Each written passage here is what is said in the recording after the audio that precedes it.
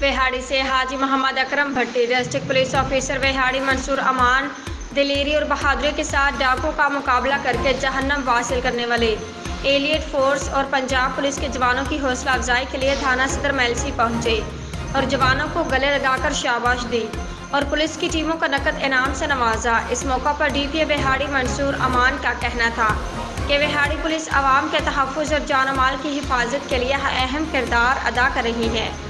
عوام کے جان و مال کی حفاظت کے لیے فریضے کی ادائیگی کے دوران اپنی قیمتی جانوں کی پرواہ نہ کرنے والے وہاڑی پولیس کا اصل چہرہ اور ہمارے ہیرو ہیں۔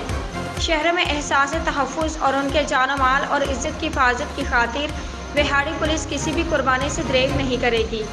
اس موقع پر D S P Mailsi Rana Nadeem اور اسسٹنٹ کمشنر میلسی طارق محمود بھی موجود تھے۔